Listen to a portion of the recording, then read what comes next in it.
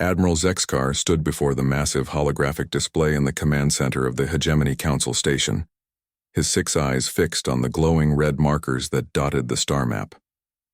Each crimson point represented a missing battle fleet, and every single one had last been seen heading toward the same destination, a small blue planet in what the locals called Sector 7. The humans called their world Earth, and it had become the galaxy's greatest mystery. 17 different species had sent their finest military forces to conquer that unremarkable world, and 17 fleets had simply vanished without a trace. No distress signals, no final transmissions, no survivors returning with tales of defeat or victory. They arrived with overwhelming firepower and disappeared as if they had never existed at all.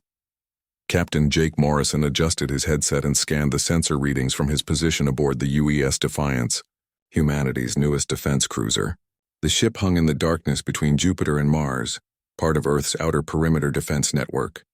His tactical officer Lisa Brooks monitored the long-range scanners, while communications specialist Ryan Clark kept watch for incoming signals. "Contact bearing 27 Mark IV, Brooks announced. Her voice steady despite the implications. "Large formation, definitely not human design." Morrison nodded grimly. Another alien fleet was approaching Earth just like all the others. He had been present for 3 previous encounters during his 5-year service, and each time the pattern was the same. The aliens would arrive with massive ships and superior technology, confident in their ability to overwhelm Earth's defenses. Then something would happen and the invaders would never be seen again. "How many ships this time?" Morrison asked. "Preliminary count shows 47 vessels ranging from frigate to dreadnought class," Brooks replied, her fingers dancing across her console. Energy signatures matched the Keltharian Empire's typical fleet composition.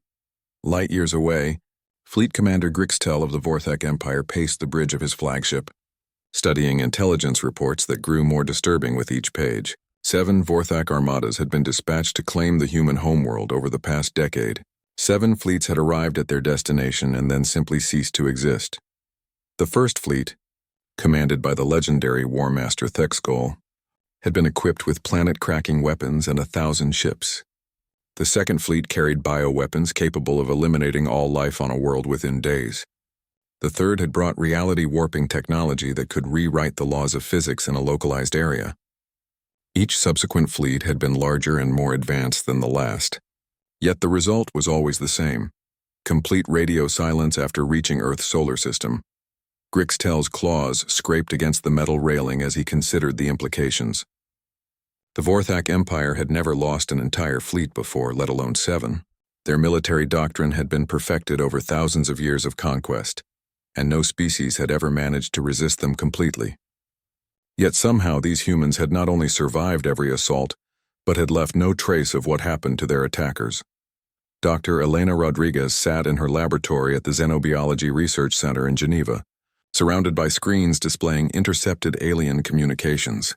As head of Earth's Xenobiology Department, she had made it her mission to understand the growing alien interest in her planet. What she had discovered was both fascinating and terrifying. The intercepted transmissions painted a picture of growing panic among the galaxy's major powers. Species that had never spoken to each other were suddenly sharing intelligence about the Earth anomaly. Military leaders who had spent centuries conquering other worlds were openly admitting their confusion about humanity's apparent invincibility. Rodriguez worked closely with intelligence analyst Chris Parker, a former military officer who specialized in alien tactical analysis.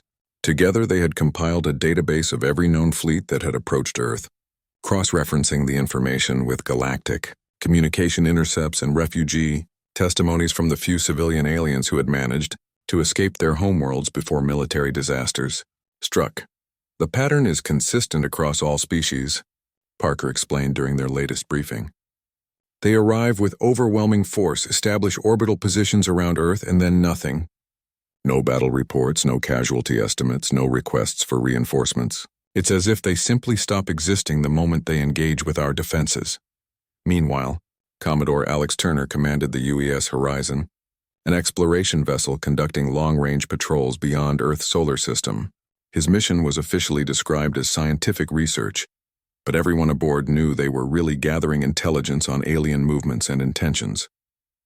The galaxy had become increasingly hostile toward humanity, and Earth needed to know what threats were approaching.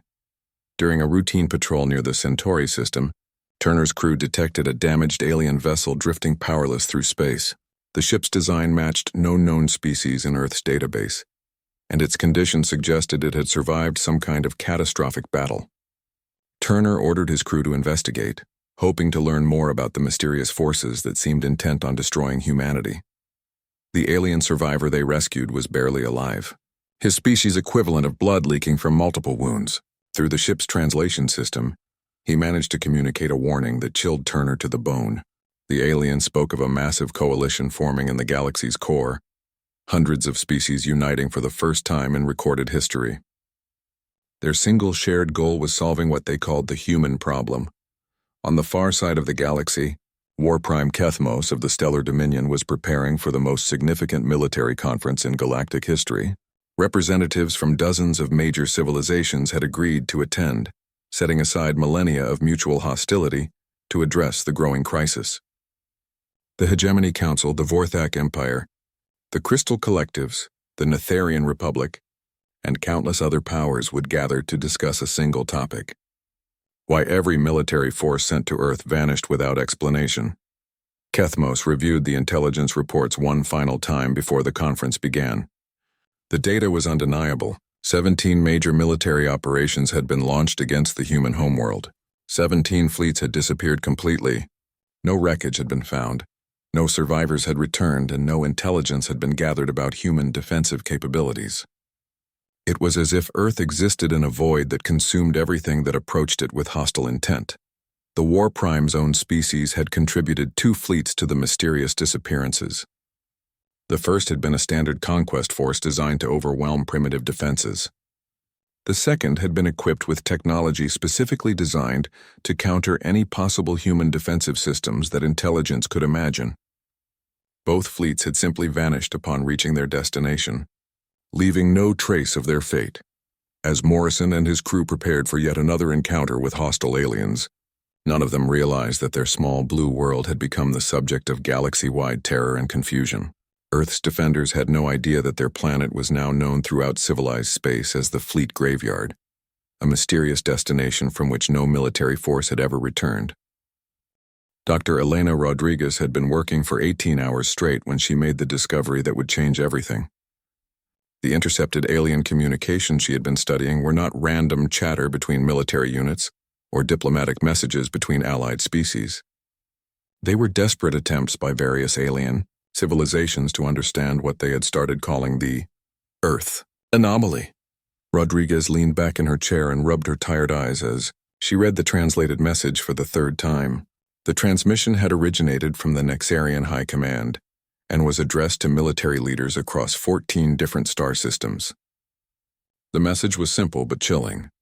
All species are advised that Sector 7 has been designated as a no-approach zone until the human problem can be resolved.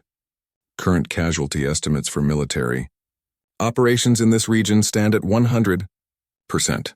Intelligence analyst Chris Parker arrived at Rodriguez's lab carrying 2 cups of coffee and a stack of freshly decoded alien transmissions. His face was pale, and Rodriguez could tell immediately that he had discovered something significant.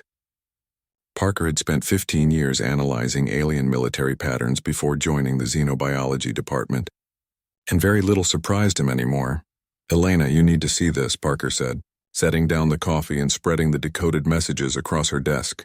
"These are from the Galactic Trade Federation's emergency session last week. They're not just talking about Earth anymore. They're talking about quarantine protocols." Rodriguez picked up the first message and read it carefully. The Trade Federation, which had remained neutral in galactic conflicts for over 2,000 years, was now recommending that all member species avoid any system within 50 light-years of Earth. The reasoning was stated clearly. Unknown defensive technologies in human space pose an unacceptable risk to commercial and military vessels. Meanwhile, Commodore Alex Turner stood on the bridge of the UES Horizon, watching as his medical team worked to stabilize the alien survivor they had rescued. The creature was unlike anything in Earth's xenobiology database, with 4 arms, crystalline skin, and organs that seemed to function on completely different principles than human biology. More importantly, It was the first alien they had encountered who was willing to talk about Earth. Dr. Sarah Kim, the Horizon's chief medical officer, had managed to establish basic communication with the alien, using a combination of mathematical concepts and visual symbols. The creature called itself Veltar, and claimed to be a scout for something called the Coalition of the Concerned. Turner had never heard the name before, but the implications were obvious. "Commodore," Dr. Kim called from the medical bay, "Veltar wants to show us something. He says it's important that we understand what's coming." Turner made his way to the medical bay, where Veltar was connected to several monitoring devices but appeared to be recovering from his injuries. The alien's large, multifaceted eyes focused on Turner as he approached, and when Veltar spoke, the translation system rendered his words in a voice that conveyed both urgency and fear. "Your species does not understand what it has done," Veltar said, his four hands gesturing weakly. "The galaxy fears you now, not because you are strong, but because you make others disappear." Turner frowned, trying to understand what the alien meant. "What do you mean, make others disappear?" Veltar's crystalline skin shimmered as he accessed what appeared to be an internal data storage system. A holographic display materialized above his chest, showing a three-dimensional map of the galaxy. Hundreds of red markers indicated the locations of missing fleets, and every single one was connected to Earth by a thin red line. 17 major battle groups, Veltar continued. 43 smaller attack forces. Over 200 reconnaissance missions, all sent to your world. None returned. No wreckage found. No survivors recovered. Your planet consumes military forces like a black hole consumes light. Back on Earth, General Marcus Bell was receiving a briefing that would fundamentally change humanity's understanding of its place in the galaxy. The Supreme Commander of Earth Defense Forces had always known that their planet was under threat from alien civilizations, but he had assumed that Earth was simply one target among many. The intelligence report sitting on his desk suggested otherwise. Admiral Katie Sullivan and Colonel Pete Jackson sat across from Bell in the secure briefing room beneath the Pentagon. Sullivan commanded Earth's space fleet, while Jackson oversaw planetary defense systems. Both officers had been present for multiple alien encounters, and both had wondered why Earth's enemies seemed to disappear after each battle. "The pattern is clear," Sullivan explained, pointing to a holographic display showing alien fleet movements over the past decade. "Every species that attacks us sends their best forces. They arrive with overwhelming numbers and superior technology. Then they vanish completely." Colonel Jackson leaned forward, his expression grim. "What's different this time is the scale of the response. Our deep space monitoring stations are detecting massive military buildups in at least 30 different star systems. It's not just one or two species anymore. They're all mobilizing." Bell studied the data, trying to understand the implications. "Are you telling me that the entire galaxy is preparing to attack Earth?" "Not exactly," Sullivan replied.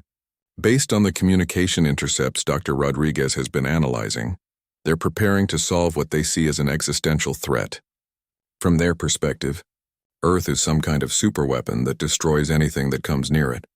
Lieutenant Commander Dan Roberts piloted his stealth reconnaissance ship through the asteroid field on the edge of the Proxima system, carefully avoiding detection while observing the largest military gathering in recorded galactic history. The ship's sensors counted over 3,000 vessels from dozens of different species, all bearing the distinctive markings of military units rather than exploration or trade vessels. Roberts had been conducting reconnaissance missions for 5 years, but he had never seen anything like this. The alien coalition had established a massive staging area in the empty space between star systems, far from any inhabited worlds or trade routes. Supply ships arrived daily, bringing weapons, equipment, and personnel from across the galaxy. The most disturbing aspect of the buildup was its diversity. Species that had been at war with each other for centuries were now working together, sharing technology and coordinating their forces. Roberts recognized ship designs from the Vorthak Empire, the Hegemony Council, the Crystal Collectives, and at least 15 other major civilizations. They had set aside thousands of years of mutual hostility to focus on a single target: Earth. Dr. Rodriguez made another crucial discovery while analyzing the latest batch of intercepted communications. Every alien species that had attacked Earth used remarkably similar tactics: overwhelming force deployment, rapid subjugation protocols, and minimal collateral damage to preserve planetary resources. The approach had been successful for these civilizations for thousands of years, allowing them to conquer hundreds of worlds with minimal losses. But something about humanity was different, something that made these proven tactics completely ineffective. Rodriguez began to suspect that the aliens fundamentally misunderstood something basic about human nature, something so obvious that they couldn't even recognize it as a factor in military planning. The alien coalition had been meeting for 6 days when War Prime Kethmos finally called for order in the massive conference chamber. Representatives from over 200 species filled the floating platforms that surrounded the central speaking area, their various forms creating a bizarre collection of tentacles, claws, crystalline structures, and energy beings. Despite their differences, they all shared one common fear: the mysterious fate that awaited any military force sent to attack Earth. Supreme Strategist Vexthul of the Nexarian Empire was the first to present his analysis to the assembled delegates. His species had been studying warfare for over 10,000 years, and their tactical computers were considered the most advanced in the galaxy. Vexthul activated a holographic display that showed detailed simulations of what might have happened to the missing fleets. "We have developed 3 primary theories to explain the Earth anomaly," Vexthul announced, his mechanical voice echoing through the chamber. "The first possibility is that humans possess a superweapon of unprecedented power, something capable of instantly destroying entire battle fleets without leaving any detectable traces." The holographic display showed various theoretical weapons: reality bombs that could erase matter from existence, quantum disruption fields that could scatter atomic structures across multiple dimensions, and temporal weapons that could remove targets from the timeline itself. Each simulation showed alien fleets simply ceasing to exist upon entering Earth's solar system. Fleet Commander Grixtel of the Vorthak Empire stood to address the second theory. His species had lost more ships to the Earth anomaly than any other civilization, making him the Coalition's foremost expert on the subject. Grixtel's 4 eyes glowed red as he accessed his internal databanks and projected his findings for all to see. Theory 2 suggests that humans have formed an alliance with an unknown advanced species, Grixtel explained. "Our intelligence indicates that human technology is relatively primitive compared to most galactic civilizations. However, they may have encountered a species far more advanced than ourselves, possibly extra-dimensional beings or ancient galactic powers that predate our current civilizations." The display showed theoretical alien protectors, energy beings from higher dimensions, mechanical constructs left behind by vanished civilizations, or cosmic entities that viewed Earth as somehow significant. In each simulation, these mysterious protectors would eliminate attacking fleets before they could threaten humanity. Admiral Zexkar of the Hegemony Council presented the third and most disturbing theory. His species had been observing galactic conflicts for millennia, and their psychological analysis capabilities were unmatched among the Coalition members. Zexkar's 6 eyes focused on the assembled delegates as he prepared to share what many considered the most frightening possibility. Theory 3 proposes that humans possess psychological characteristics that make conventional conquest impossible, Zexkar said slowly. "Our analysis suggests that human behavior patterns differ fundamentally from those of other known species. They may respond to military pressure in ways that our tactical models cannot predict or account for." Meanwhile, General Marcus Bell was coordinating Earth's preparation for what intelligence suggested would be the largest invasion attempt in human history. The Supreme Commander of Earth Defense Forces had called an emergency meeting with his top officers, including Admiral Katie Sullivan, Colonel Pete Jackson, and newly promoted Brigadier General Lisa Hayes.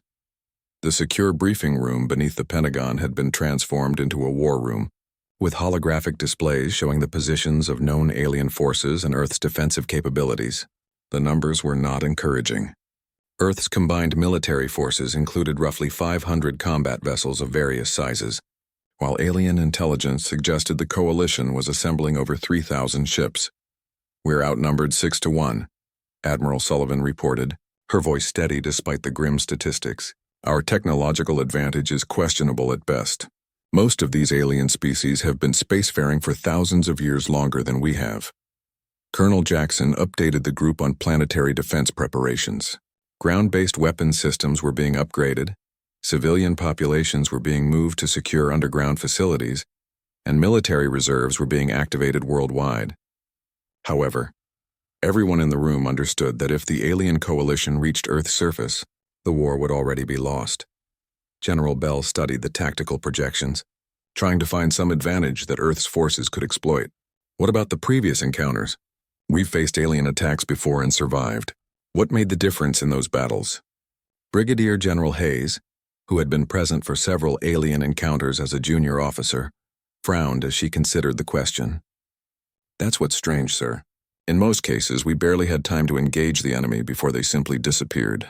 Our sensors would detect massive alien fleets entering the solar system. We'd scramble our forces to intercept, and then the aliens would just vanish. Lieutenant Commander Dan Roberts was conducting his most dangerous reconnaissance mission yet, using his stealth ship's advanced cloaking systems to observe the alien coalition's final preparations.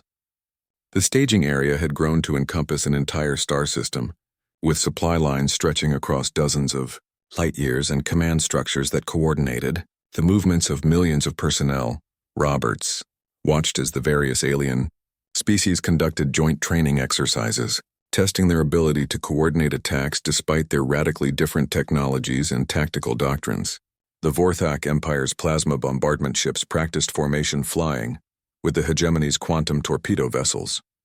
Crystal collective energy beings learned to interface with Nexarian mechanical units. The most impressive sight was the Coalition's flagship, a massive vessel that had been constructed specifically for the Earth operation. The ship was 5 times larger than anything in Earth's fleet, equipped with weapon systems from a dozen different civilizations and commanded by a joint council representing every major species in the coalition. Dr. Elena Rodriguez made a breakthrough in her analysis of alien combat doctrine that would prove crucial to understanding the Earth anomaly. Working with Chris Parker and a team of military historians, she had been studying how various alien species conducted warfare and how their methods had evolved over thousands of years. Every species that attacked Earth used the same basic approach, Rodriguez explained during a briefing with Earth's military leadership. Overwhelming force, rapid subjugation, minimal collateral damage to preserve resources. It's a doctrine that has been successful for these civilizations for millennia. Parker pulled up historical records of alien conquests, showing how various species had used similar tactics to conquer hundreds of worlds. The pattern was remarkably consistent. Arrive with superior numbers, demonstrate overwhelming firepower, demand surrender, and accept submission with minimal bloodshed. The problem is that this approach assumes the target species will behave rationally when faced with impossible odds. Rodriguez continued. Every civilization these aliens have encountered before has eventually surrendered when the alternative was complete destruction. Dr. Rodriguez paused, looking at the assembled military officers with a mixture of pride and concern. But humans don't surrender, do we? Even when faced with impossible odds, even when rational analysis suggests that resistance is futile, humans keep fighting. The briefing room fell silent as the implications of Rodriguez's analysis became clear. The alien coalition was preparing for a conventional conquest operation. But humanity had never responded conventionally to existential threats. The question was whether Earth's unique approach to warfare would be enough to survive the largest military operation in galactic history. The massive alien coalition arrived at the edge of Earth's solar system like a metallic storm cloud, blotting out the stars. Supreme Commander Vexthul stood on the bridge of the flagship Annihilator, watching as 3,000 ships from dozens of species took their positions around the small blue world that had become the galaxy's greatest mystery. This time would be different. This time they would finally discover what happened to all the missing fleets. Captain Jake Morrison felt his stomach tighten as he watched the sensor readings from his position aboard the UES Retribution. The numbers scrolling across his tactical display were beyond anything he had ever imagined. Lisa Brooks, now his executive officer, called out target classifications in a steady voice that betrayed none of the fear they all felt. Confirmed count is 3,147 hostile vessels, Brooks reported. Ship classes range from frigate equivalents to super dreadnoughts. Energy signatures indicate weapons capable of sterilizing planetary surfaces. Morrison opened a communication channel to Admiral Katie Sullivan, who was coordinating Earth's defense from the command ship UES Valiant. Earth's entire fleet of 500 ships looked pathetically small compared to the alien armada, but they had taken defensive positions throughout the solar system according to carefully planned protocols. Admiral, this is Captain Morrison aboard Retribution. All outer perimeter ships are in position and ready for engagement. Sullivan's voice crackled through the communication system, calm despite the impossible odds they faced. Understood, Captain. Remember, we faced alien attacks before and survived. Whatever happens out there, we keep fighting until there's nothing left to fight with. Supreme Commander Vexathul activated the Coalition's most advanced sensor arrays, expecting to detect the superweapon or hidden alien protectors that his strategists believed were responsible for the previous fleet disappearances. Instead, his sensors revealed something that confused him completely. Debris. Massive fields of wreckage surrounded Earth like artificial asteroid belts, stretching from the orbit of Mars all the way to the outer planets. The debris showed the characteristic signatures of dozens of different alien technologies, representing ship designs from species across the galaxy. Vexthul's tactical computers began analyzing the wreckage patterns, and what they found made his blood run cold. Tactical analysis complete, announced his aide, War Coordinator Thex Goal. Debris fields contain remains of approximately 15,000 alien vessels destroyed over the past decade. Wreckage patterns suggest prolonged combat operations rather than instant destruction events. Vexthul stared at the sensor data, trying to understand what he was seeing. The missing fleets had not been instantly vaporized by some unknown superweapon. They had fought battles here, long and devastating battles that had left their ships scattered across the solar system. But if the alien fleets had been destroyed in combat, what had happened to the human defenders? Dr. Elena Rodriguez stood in the observation deck of Earth Defense Command, watching as the alien coalition took positions around her planet. She was joined by Admiral Sullivan, General Marcus Bell, and intelligence analyst Chris Parker. As Earth's leading expert on alien psychology, Rodriguez had been asked to observe the initial contact and provide insights into alien behavior patterns. Their formation is interesting, Rodriguez noted, studying the alien deployment through powerful telescopes. They're not taking aggressive positions. They're arranging themselves for observation and analysis rather than immediate attack. Parker nodded, consulting his tactical displays. It matches the intelligence we gathered from Veltar. They're not here primarily to conquer Earth. They're here to solve the mystery of what happened to their missing fleets, Captain. Morrison guided his ship through the debris fields as Earth's defensive fleets took their positions. He had participated in several alien encounters during his career, but he had never paid close attention to the aftermath. Now, with time to observe carefully, he began to notice details that disturbed him deeply.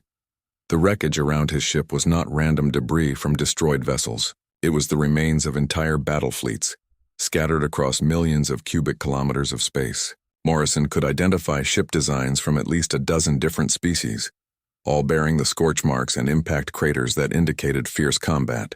But there was something wrong with the debris pattern, something that made Morrison's tactical instincts scream warnings. "Brooks, are you seeing this?" Morrison asked, highlighting specific sections of wreckage on his display. His executive officer studied the sensor data, her expression growing more troubled with each passing moment. "Captain, these debris fields show evidence of mutual destruction. The alien ships didn't just get destroyed by our defenses. They fought each other as much as they fought us." Meanwhile, Lieutenant Commander Dan Roberts piloted his reconnaissance ship through the outer edge of the alien formation, using passive sensors to monitor their communications. The conversations he intercepted revealed growing confusion and concern among the alien commanders as they discovered the extent of the debris fields surrounding Earth. "Coalition Command. This is Survey Group 7, one transmission reported. We have located wreckage from the Hegemony's Third Fleet, destroyed approximately 4 years ago. Damage patterns suggest prolonged engagement with multiple enemy types. Request guidance on how to proceed." Roberts forwarded the intercepts to Earth Defense Command, where Dr. Rodriguez and her team were analyzing the alien's psychological state. The Coalition had arrived expecting to find evidence of advanced human weapons or mysterious alien protectors. Instead, they were discovering the graveyard of their own people, spread across an entire star system. Admiral Sullivan received reports from defensive positions throughout the solar system, as Earth's fleet prepared for what everyone expected to be humanity's final battle. The alien coalition clearly possessed overwhelming firepower, but their behavior suggested they were more interested in investigation than immediate conquest. "All ships report ready for combat," Sullivan announced over the fleet communication network. "Remember, we're not just fighting for Earth. We're fighting for the survival of our species. Every ship, every person, every weapon we have is committed to this battle." Supreme Commander Vexthul made a decision that would change the course of galactic history. Instead of immediately ordering an attack, he dispatched survey teams to examine the debris fields and determine exactly what had happened to the missing fleets. The information they brought back would shatter every assumption the coalition had made about human defensive capabilities. Supreme Commander, War Coordinator Thexgol reported after analyzing the survey data, "We have determined the fate of the missing fleets. They were not destroyed by human superweapons or mysterious alien protectors. They were destroyed in conventional combat operations."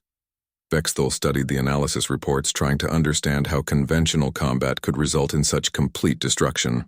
"Explain the casualty patterns. How did entire battle fleets suffer total losses in conventional engagements?" Thexgol's voice carried a note of disbelief as he delivered his findings.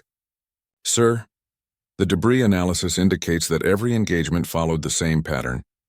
The attacking fleets achieved initial tactical superiority and began standard conquest operations. The human defenders responded with tactics that resulted in mutual annihilation. Every attacking ship was destroyed, but so were all the human vessels that engaged them."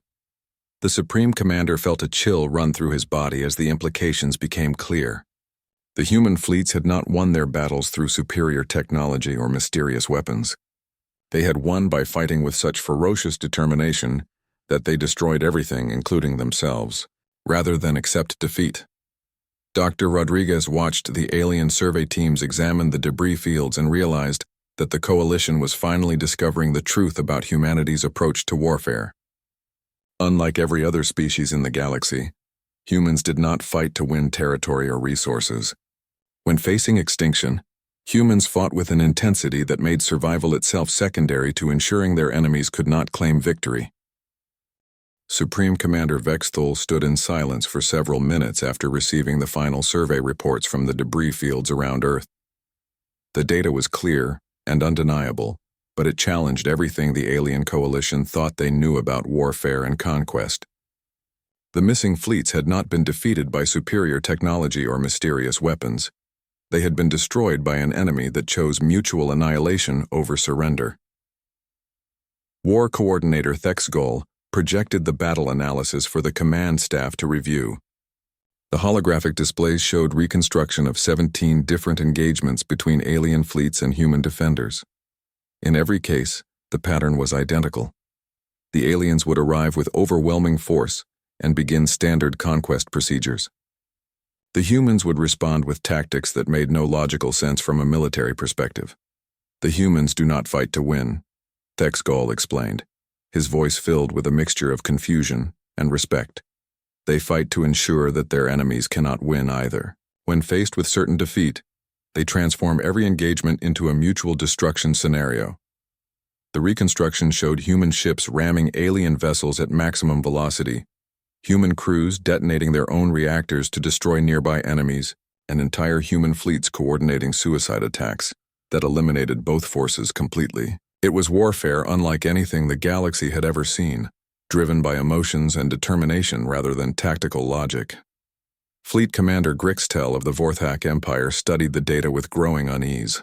His species had conquered hundreds of worlds over thousands of years, always using the same proven methods. Superior force would be applied until the enemy recognized the futility of resistance and surrendered.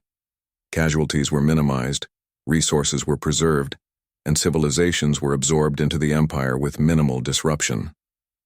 "They would rather die than submit," Grixtel said slowly, his four eyes focused on the battle reconstructions. "Every species we have encountered eventually accepts the logic of surrender when faced with overwhelming odds. But humans choose extinction over conquest." Admiral Zexkar of the Hegemony Council accessed his species' vast databases of psychological profiles for every known intelligent race in the galaxy. The Hegemony had been studying galactic civilizations for millennia, cataloging their behaviors, motivations, and decision-making processes. Humans had been observed for less than a century, but their psychological profile was already unlike anything in the database. Other species fight for territory, resources, or political advantage, Zexkar explained to the assembled coalition leaders.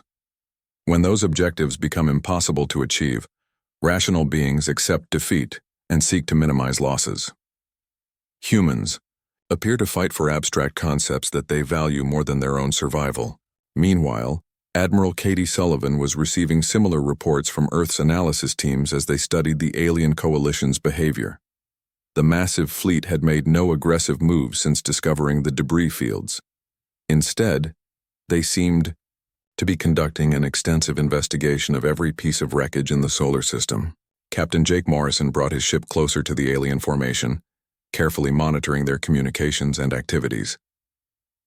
The intercepts his crew was gathering painted a picture of an enemy force that was reconsidering everything they thought they knew about humanity.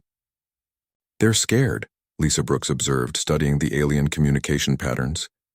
"These are military commanders who have never lost a battle, and they just discovered that attacking Earth means accepting total annihilation of their forces."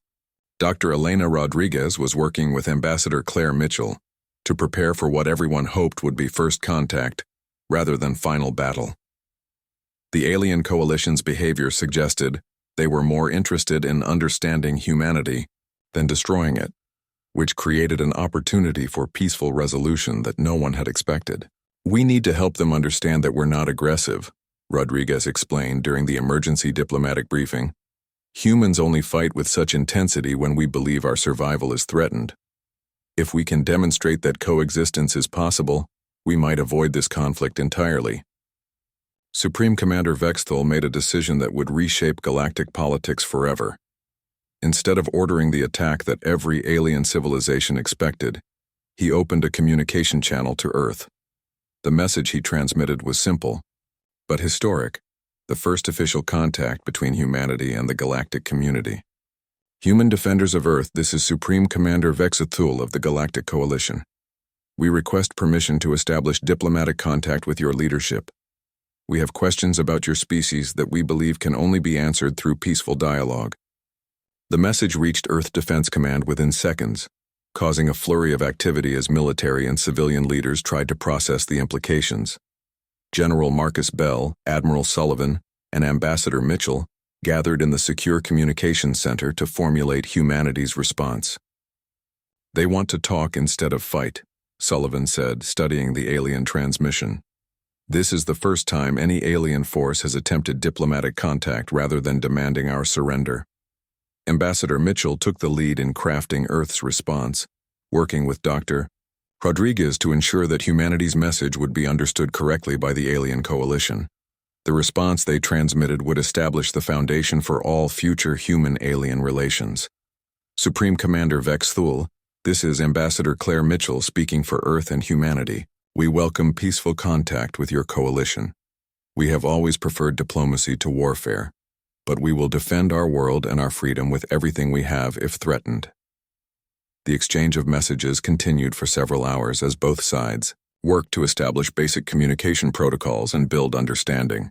Dr. Rodriguez served as humanity's primary interpreter, explaining human psychology and motivations to aliens who had never encountered a species like theirs.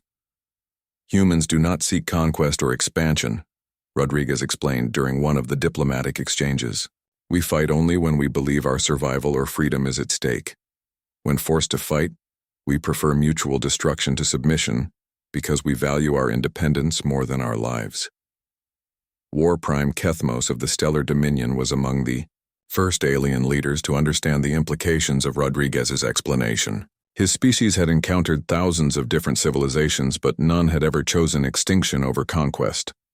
The concept was so alien to galactic thinking that it had never been considered as a possible defensive strategy. "They have turned their own mortality into a weapon," Kethmos observed during the Coalition's emergency session. "Any species that attacks them must be prepared to lose everything, because humans will ensure that conquest results in mutual annihilation." The diplomatic breakthrough came when Ambassador Mitchell proposed a radical solution to the galactic community's fear of humanity. Instead of viewing Earth as a threat to be eliminated, The alien coalition could establish peaceful relations and learn from humanity's unique approach to survival and independence. Captain Morrison watched from his bridge as the massive alien fleet began to withdraw from Earth's solar system. The withdrawal was not a retreat but a repositioning, as the coalition established a permanent diplomatic station at the edge of the system. For the first time in galactic history, a species had earned respect through the sheer intensity of their defensive capabilities rather than their conquering achievements.